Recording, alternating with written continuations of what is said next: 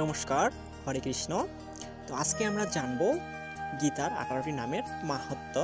তো আর কথা না বলে শুরু করা যাক।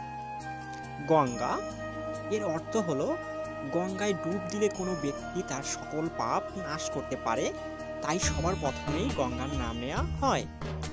গীতা, যে ব্যক্তি গীতা পাঠ করেন সে মুহূর্তেই তার সকল পাপ নাশ হয়, তাই এখানে গীতার কথা বলা হয়েছে। সাবিত্রী, তিনি এতটাই সতী ছিল যে সে তার মৃত স্বামীর প্রাণ ফিরিয়ে এনেছিল, তাই এখানে সাবিত্রীর কথা বলা হয়েছে। সীতা, ভগবান রামের স্ত্রী।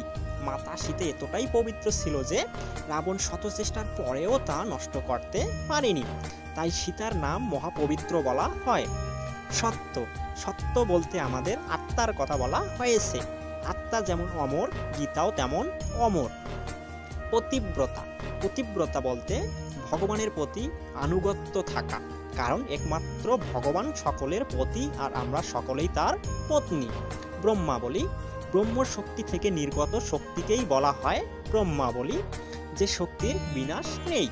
ব্রহ্মবিদ্যা, ব্রহ্মবিদ্যাকে আমরা ব্রহ্মাবলীর অনুরূপ বলতে পারি। ত্রিসন্ধ্যা, ত্রিসন্ধ্যা মানে হলো তিন কালের সমষ্টি, যথা ইহকাল, বর্তমানকাল ও পরকাল। মুক্তি গেহিনী, গীতা পাঠ করলেই মুক্তি পাওয়া সম্ভব, তাই এর নাম ব্যবহার করা হয়েছে। অর্ধমাত্রা, গীতায় ভগবান বলেছেন গীতা তার অর্ধেক, তাই এই অর্থ ব্যবহার করা হয়েছে। চিদানন্দা, চিদ জগতের যে আনন্দ, তাই চিদানন্দা। ভবগ্নি, ভবযোগ অগ্নি, অগ্নি যেমন সোনা পুড়ে খাঁটি সোনায় পরিণত করে, ঠিক তেমনি গীতাই পারে আমাদের সকল দুঃখ দুর্দশা ও পাপ দূর করতে।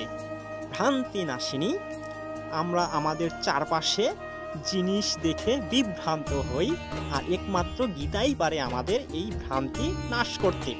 বেদত্রয়ী, ত্রিবেদের সমন্বয়ে গঠিত শক্তিই হলো বেদত্রয়ী।